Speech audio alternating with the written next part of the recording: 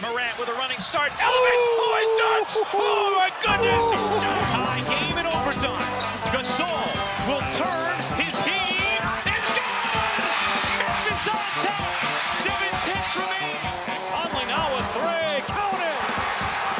A 15-point lead for Memphis. And Blake Griffin gets into it on the floor with Randolph.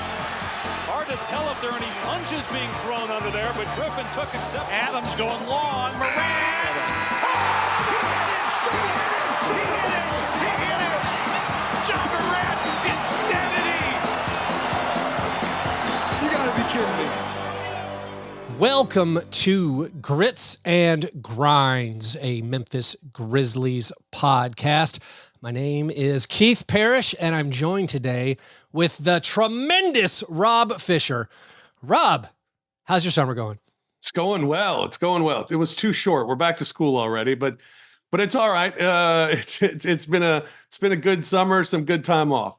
I will say the actual literal back to school, as in my children are back to school, that part's awesome. Very excited. I mean, listen, I love spending time with my children, but I'm glad now they have free daycare. / it comes out of my taxes, but it feels free. So that part's good. But yeah, did you do anything fun this summer, or are we just too locked in on the Olympics? You didn't have the opportunity.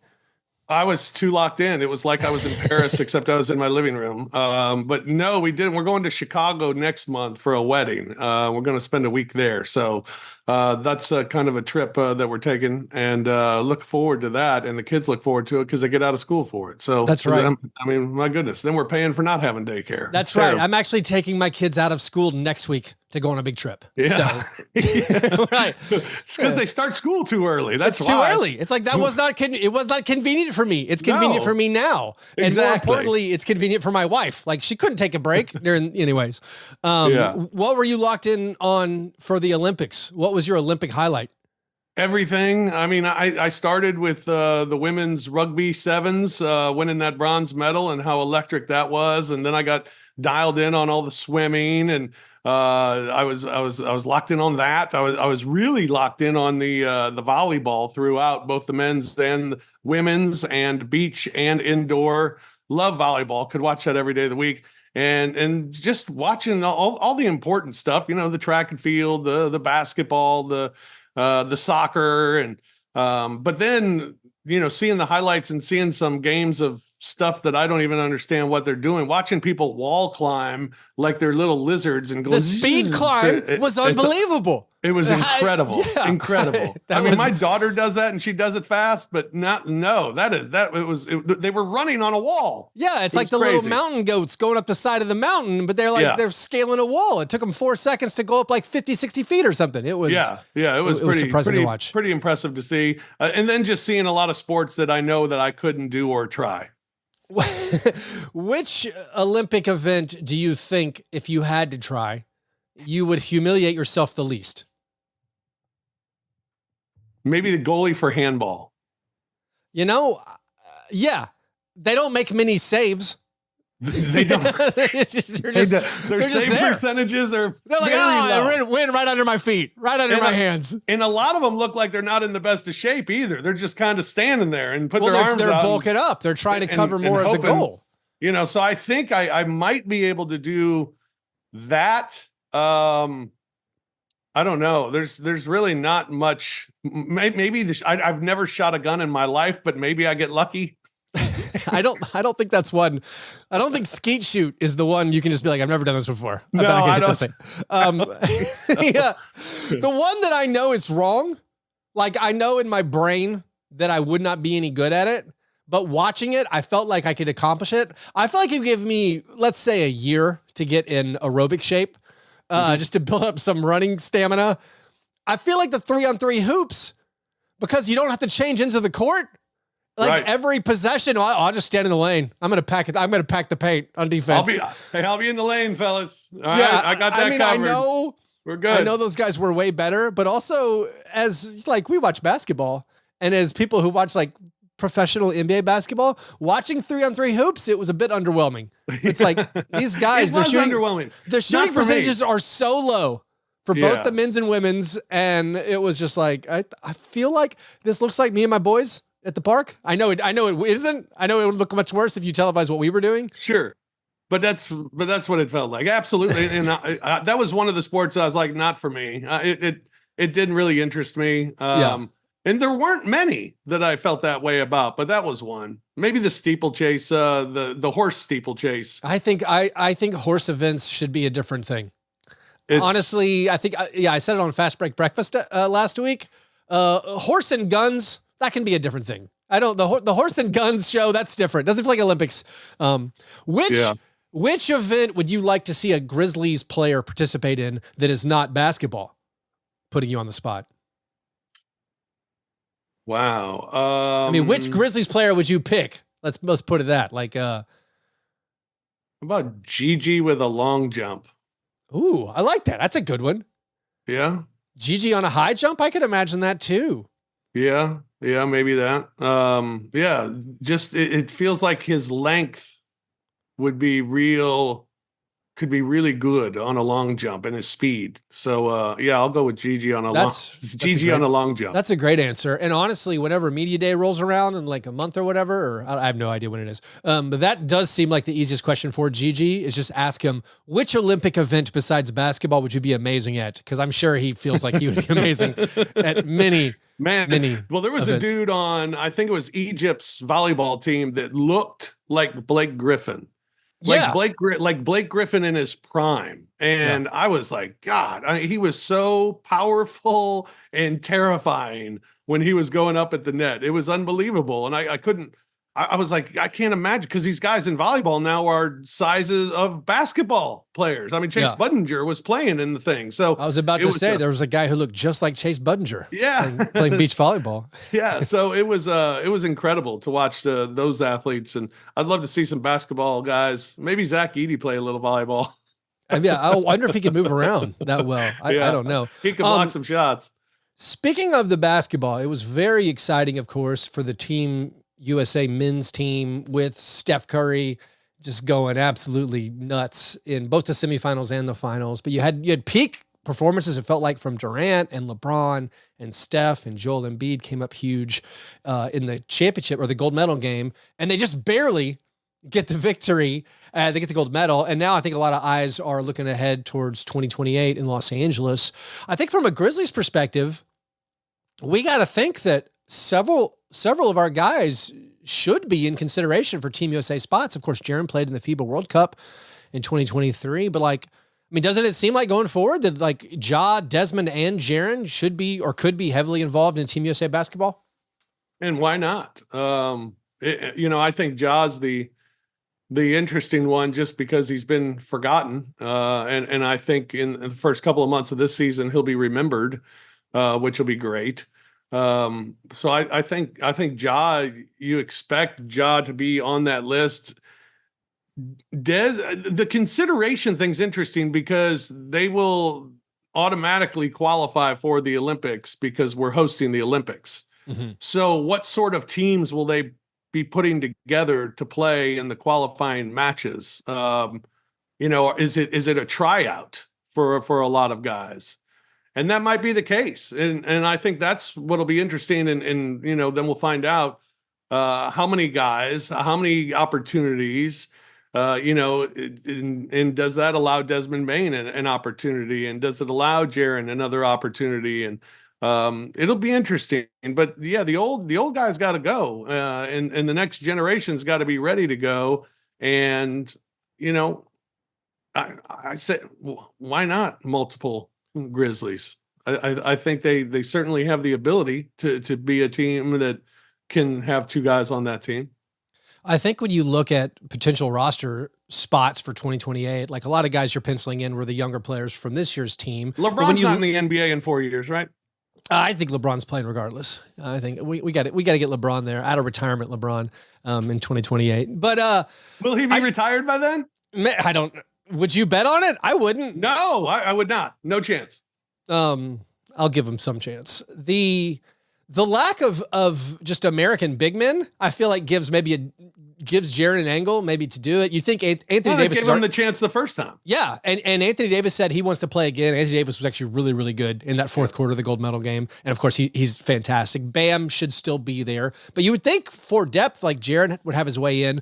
The Ja Morant question is interesting just because they're going to, Grant Hill and Team USA Basketball, they're going to assemble a squad that I think they feel like where they know kind of a hierarchy, a natural hierarchy. And maybe it is built around Anthony Edwards or Jason Tatum or something, but Ja being a guy who needs the ball in his hands, it's going to be interesting. Like he's going to be, I think, in consideration, but like if they lean towards like a Jalen Brunson type build, if they want like a Jalen and a Derek White or something, it'll be, I don't know. I feel like he should be in consideration, and I'm sure he will, as long as they like open it up to like the best, whatever, the actual best players.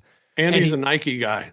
And that's very important. He's a Nike. And he's a Nike shoe guy. Yeah. Has a shoe. Has a signature shoe. The very successful signature shoe. Yes. Yeah, you would think Nike would pull the strings there somewhat. Also, just for Desmond Bane, if I remember correctly, he was in consideration for the World Cup, but he was injured. Like, and he had said that, yeah, like they thought maybe he was going to come in, at least go to the team select, the tryout type thing they did a couple summers ago. Right. I feel like the difference between Dez and Ja is just Dez does not need the basketball in his hands. He's a fit alongside anybody, and it seems like he would just need his shooting regardless. So I hope they look at him because I think he would be an absolute asset for Team USA. Yeah, and we got a lot of time before that would happen, and a lot can happen before then. Obviously injuries and things of that nature are always come into play, but hopefully for the Grizzlies players, that is now behind us. And they can go forward. I mean, if you believe in this basketball team and the future of this basketball team, no reason to think that those three couldn't be included or at least considered for Team USA. Because I mean, I believe why not this team for the next 3 years could be a contender for the next 3 years and be one of the best teams in the NBA. And if they are one of the best teams in the NBA, they'll have players that are considered for Team USA. Ja Morant, if the Grizzlies are that over the next 3 years, it means Ja Morant is back to Ja Morant, which will remind people of how great he is. It means that Jaren is playing at Jaren's best. It means Desmond Bane is playing at Desmond Bane's best. And when we've seen them at their best, they're all very worthy of a nomination like that as well. And then we could get Vince Williams Jr. to play the Drew Holiday role. Just a little, sure. Why not? Connective piece. It's also the ages again. If you've forgotten, Jaren's going to be 28 in 4 years from now. He's still 24. Ja just turned 25 like a few days ago. And Dez is 26, the old man of the bunch. When you look at this team, obviously those guys are young. Those guys are good.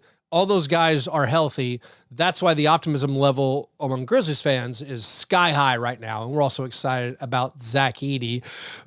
Beyond those moves of just, I don't even know if I should call it a move. Beyond getting healthy, the Grizzlies did not do a lot of moves this offseason. Like they kept Luke Kennard and then they used draft picks. And because of that, I gave them a fairly subpar grade for the offseason. And then David Aldridge from The Athletic, he just ranked, he started ranking the offseasons for all 30 NBA teams, and he had the Grizzlies last, as in the worst offseason. My reason for my subpar grade, I'm sure you know as a dedicated listener, was just that they had opportunities to do things, and I don't really count getting guys healthy as making moves. I wanted them this offseason to walk away with a starting center and then probably get someone else with size, maybe a wing with size, and then to improve the shooting. I think they probably got the starting center, which is what we hope Zach Edey is going to be.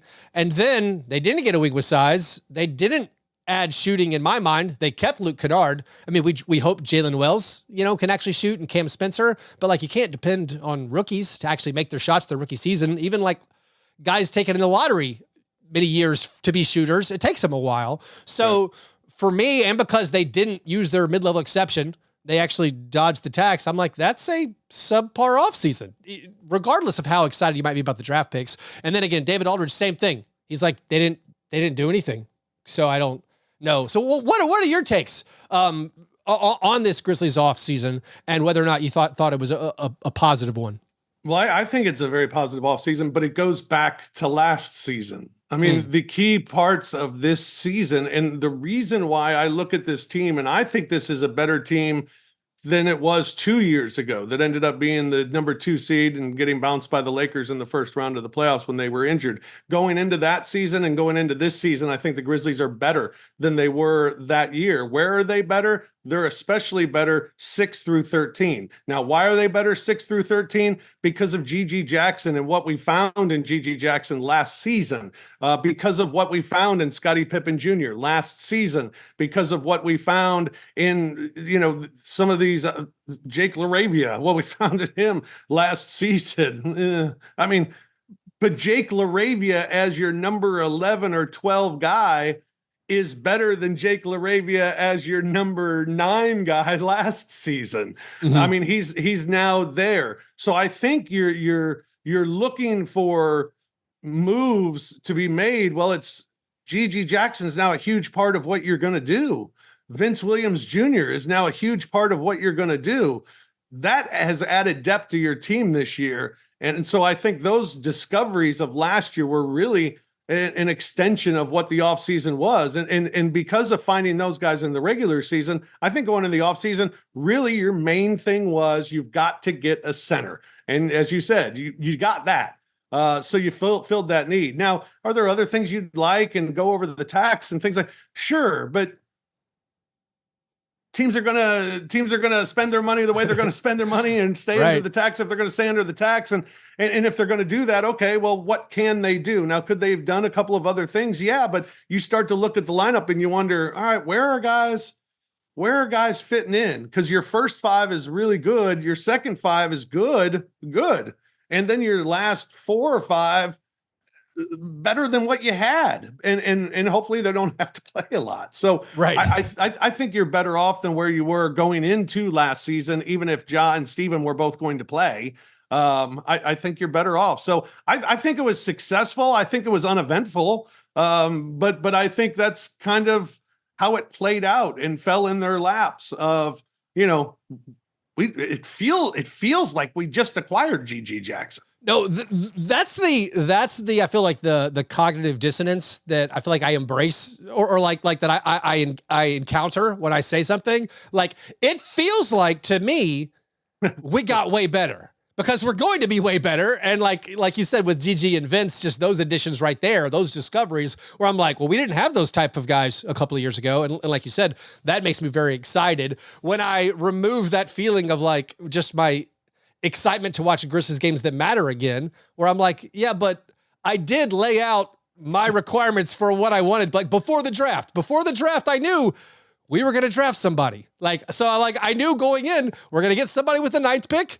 And then What else do we do? And then what else do we do? It's like, negative things. Like we actually, we got rid of Zaire, and there is value at cleaning up the end of that roster. Like we no longer have to wonder, like, where are we going to fit Roddy and Zaire and Tillman's minutes or their contracts going forward. It's like, okay, we cleared that up. We chopped that off. We lopped that off. We can now do different things, but still I was overwhelmed, but not to say I'm not excited, because I am so excited about the upcoming season. And actually, the schedule's supposed to come out, I think on Thursday or later this week. We're supposed to get the big schedule drop. I know that's always big for you. You always do your notes. Big day. What things, Rob, as the expert, tell us, what things should we as Grizzlies fans be looking at when the schedule drops? I think the thing I always look at when the first thing the schedule drops is MLK Day. I mean, that's such a big day in the community, such a big day at FedEx Forum that I always look at that one, see who we're playing and what channel it's on. And it doesn't matter for me because we get to broadcast it anyway. They always give us the option to broadcast that game locally in Memphis on MLK Day. So it doesn't matter if it's on TNT or ABC or whatever. But to be able to see, how high of a how high they ranked it. Did they put TNT's the number one crew on that game, or is it 2:00 on NBA TV? I want to know where that game is. So that's always the first game that I look at. And then I look at, road trips and homestands. The longest ones of the year are months that are really tough, where you're on the road a lot or you're home a lot. Those are always important. Back-to-backs, the number of back-to-backs is always important. And then, start checking out which teams you want to see come into town. And for me, it's always enjoy Golden State. And I don't care where they are in the standings. That's been fun for a while, and it's going to be fun until those guys are gone and the Grizzlies players are gone. And so Golden State's always a fun one for me. And going to New York is always a good one that I look at just to see when we're going to go to the city. So it's I always enjoy it. And then I look at the holidays and college football Saturdays. How many college football Saturdays do we play, and how many of them are at home? Last year, I think we only had one home Saturday game on a college football weekend, which was great. That people didn't have to miss their college football or miss the Grizzlies game. They were able to do both. So those are the things I'll be looking forward to. Look forward to getting it. Can't wait to see when the schedule comes out, and get opening day marked in the calendar. It'll be a lot of fun. We can start making our win-loss predictions based on each game. Come on. That's right. Yeah, I always look for I like to see, we're counting up the back-to-backs, but also I actually like to see the home back-to-backs, like a Friday, Saturday night home back-to-back. That's great for a person like me who lives out of town. Right. So I'm always searching for those. Yeah, it is going to be fun. Going back to the MLK Day thing, obviously you're part of the Grizzlies broadcast crew. There's still some stuff up in the air over maybe where people are going to watch Grizzlies games next year. I'm guessing you don't have any information you can share, or is there anything that you know about that situation that you can tell us? I don't. I mean, all I know really is what I've read, and I don't, I try to not necessarily believe everything I read, because a lot of things have been published over the last year about this situation, and a lot of it hasn't been true. But honestly, I don't know. And we are a month and a couple of days away, or maybe 6 weeks away from preseason games, and where they'll be on TV. I don't know. To me, it's, my only answer is guessing, and it could be status quo. It could be something else. But at this point, don't really know. And, but when I find out, everybody else will find out too. Exactly. So, that's, and we'll put it that way. The key thing for the listeners is the games are going to be on. There's going to be, so there's nothing to worry about. The games are going to be broadcast. It's not, that's not. Yeah, games will be on television, and as far as I know, Pete Brevin and I will be doing them. Yeah, we hope so. and I hope that's the case. I'm kind of guessing on that too, but I think that's the case. All right, sounds good. Sounds good. Well, Rob, let's take a quick break, and then we'll come back, and I have some questions or some things to go over with you about last year's international paper players of the game. Okay.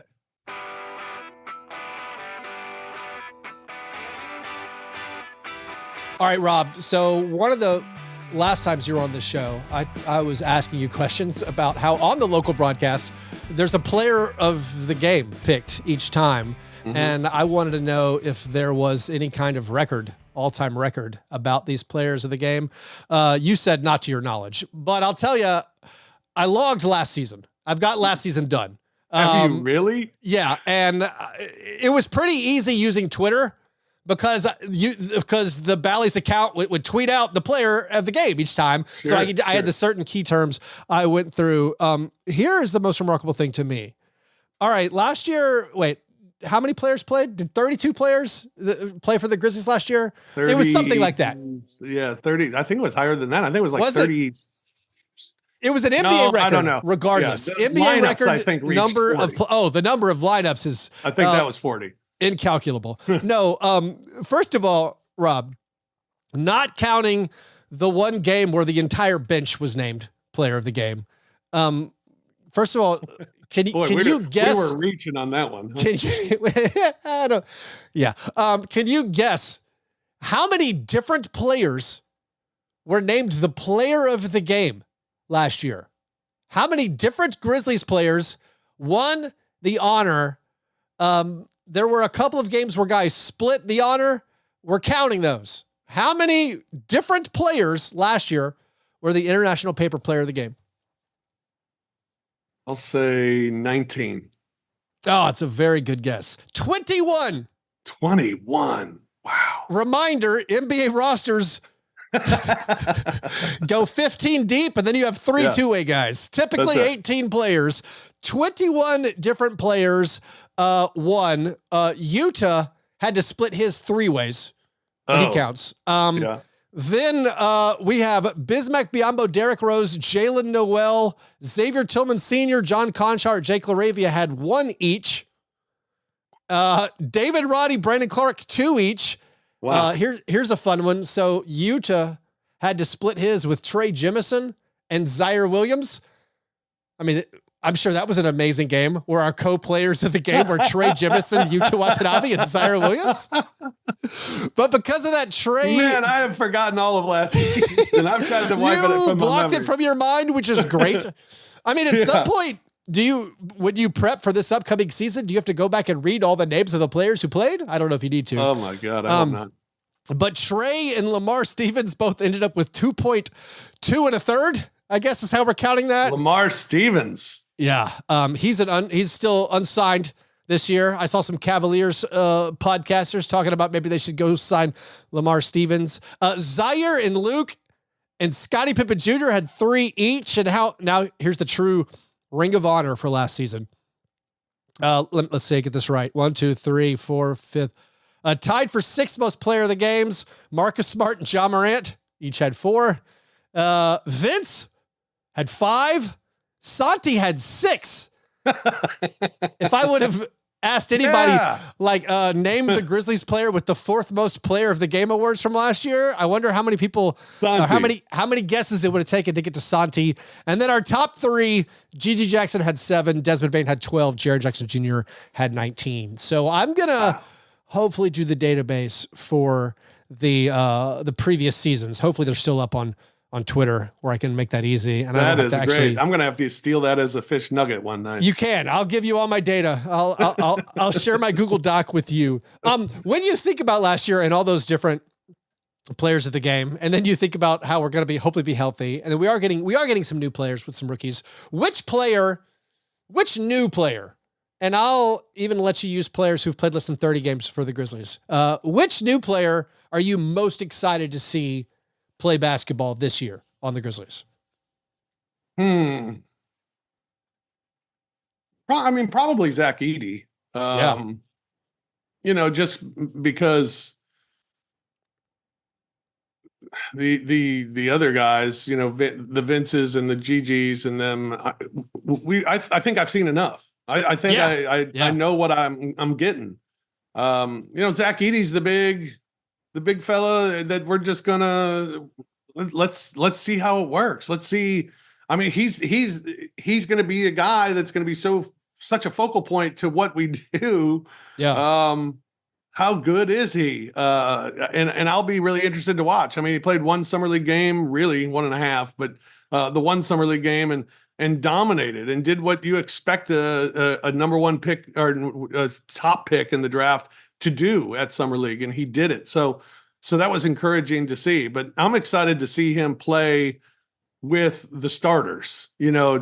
Play with those guys. I'm excited for the first preseason game when you see the Grizzlies starting 5 playing with him, and how he's going to adjust with those guys as opposed to playing with summer league guys. So I'm probably most excited about Zach.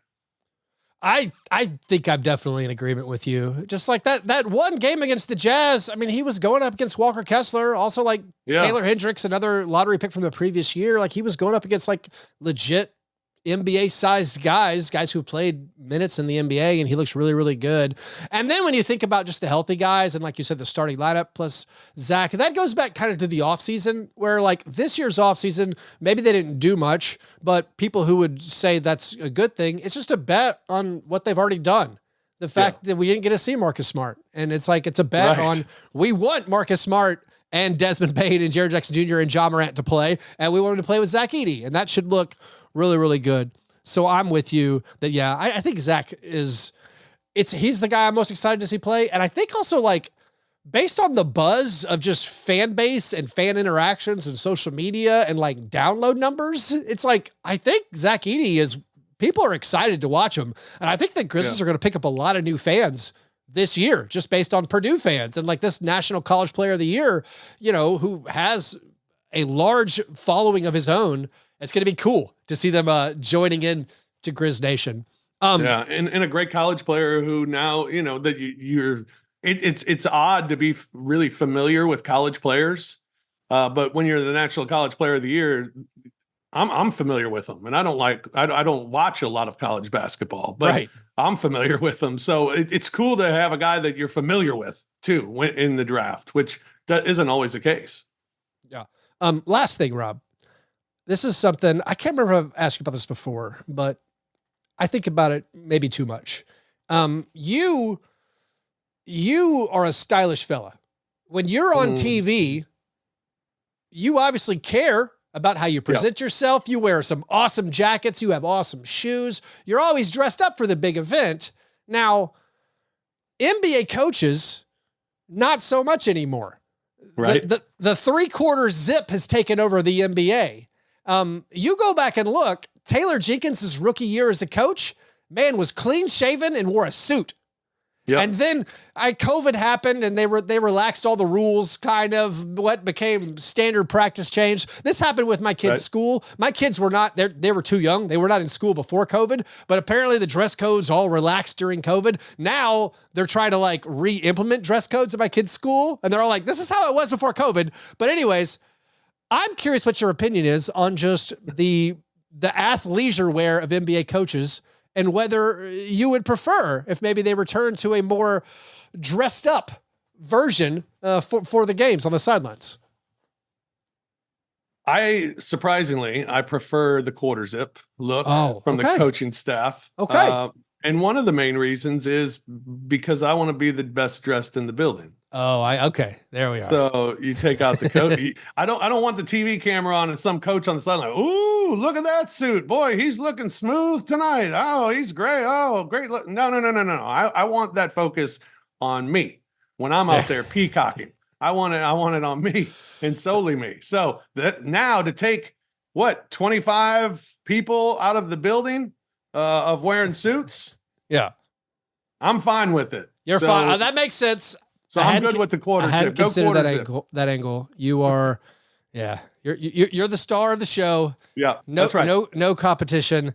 You have no problem with everyone wearing the same bland uniform. I have to interview them at halftime. I don't need no, guy outshining me. Yeah. All right. You make a good point. Well, anyways, Rob, thanks for coming on and talking Grizzlies with me. It's always fun talking with you, and I look forward to you coming on again sometime as the season approaches. Sounds good, man. Always a pleasure, Keith. Appreciate it. Thanks, Rob.